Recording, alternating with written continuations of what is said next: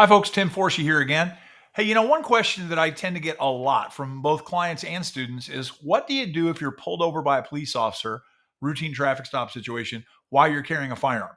So let's delve into that just a bit. First of all, don't freak out, okay? They have not targeted you because you're carrying a gun or anything like that. The answer to this question is always going to vary widely by jurisdiction and geography. Here in Arizona, which is relatively still a pro gun state, it's not a big deal at all for you to be driving while armed. Years ago, the Phoenix Fire Department conducted an informal survey based upon their responses to motor vehicle accidents, and they concluded that, believe it or not, a whopping 70% of the vehicles in Maricopa County contained a firearm. Frankly, I would guess that that number has only increased over time, and it's certainly higher in the rural areas of Arizona as well. So the cops are not going to be surprised if they find that you have a firearm in your vehicle. And by the way, no, they do not know that you have a gun or even that you have a CCW permit based upon your license plate. Your license plate only tells them who the registered owner of your vehicle is. I loan my vehicle to people occasionally. My daughters drive my vehicle. My wife drives my vehicle, though it's registered to me. So when a cop pulls my vehicle over and walks up there expecting to see a 6'2", 275-pound old fat white guy and sees my beautiful, lovely wife, you can see how that's going to fall right apart. They can, however, cross-reference the registered owner's identity to the state police law enforcement only list of CCW permit holders to see if there's a match. But again, who's to say that you're driving the vehicle in the first place? Most likely, they're going to wait until they have your driver's license in hand. Then maybe they'll check your name against the CCW list. But in my experience, they don't even do that because if they want to know that you're armed, they're simply going to ask you. And you know what? They usually don't unless they're very young and inexperienced. In the last 29 years, I've been pulled over 11 times by police officers. I've actually kept track. And only 2 of those 11 times was I asked if there was a weapon in the vehicle. A smart police officer, a seasoned gray-headed police officer is going to assume that everybody they encounter throughout their day is armed and dangerous until they're certain that they're not. And asking if they are or not just simply doesn't cut it.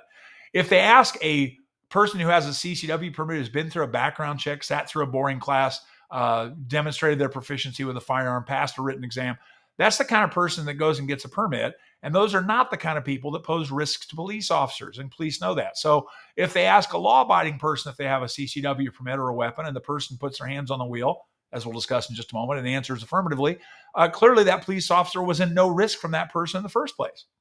If, on the other hand, they pull over a fleeing felon who's murdered 6 police officers in a cross-country crime spree, from I think we can all agree undoubtedly that started in Florida, if they ask that person if they're armed and dangerous, what is that person going to say? No, everything's fine here. And then the minute the officer turns around, they're going to execute the officer. So I would submit that those are both ends of the bell curve, completely non-dangerous and completely dangerous. And, the middle of the bell curve is the vast majority of us. And that's not going to help the officer decide what to do at all. So I think most cops have figured this out and they simply don't bother asking. I think every smart cop is going to treat everybody they encounter in every traffic stop as though they're an armed member of the Manson family until they know otherwise. And asking is not going to help them know otherwise. I think we can also all agree that handling loaded guns under stress during a traffic stop is never a good idea. So what I would simply tell you to do is make sure that the officer's angst is lowered to the highest degree possible.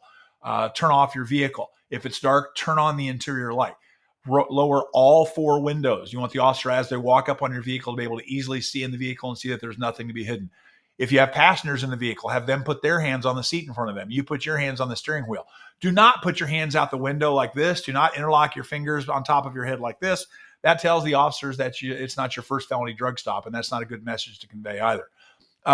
If the officer asks, are you armed? Do you have any weapons in the vehicle? Anything like that? Then I think you simply, in a very clear and calm voice, say, yes, sir, I am. Here's where it is. And I also have a CCW permit in my wallet, and here's where my wallet is. What would you like me to do first, sir or ma'am? And follow their instructions to the letter. Most of these police-involved shootings that we see are where people don't follow instructions. Drop the weapon, show me your hand, stop moving. Drop the weapon, show me your hand, stop moving. These types of commands are ignored, and that's when people get shot. Don't be that person. Be polite, be calm, and unless they're telling you to do something that's absolutely dangerous to your health, like do a somersault in rush hour traffic, do it.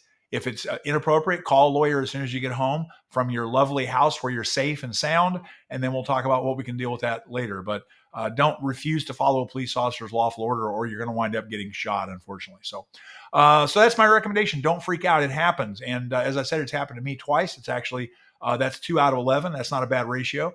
Both times, by the way, the police officers handled it very appropriately and very professionally. And they simply said, I'll tell you what, why don't you leave your gun where it is and I'll leave my gun where it is. And I informed them that I thought that was a swimming idea, and it worked out fine both times. So hopefully you'll have the same experience if it ever happens to you. Good luck. Stay safe. Thanks for tuning in. And until next time.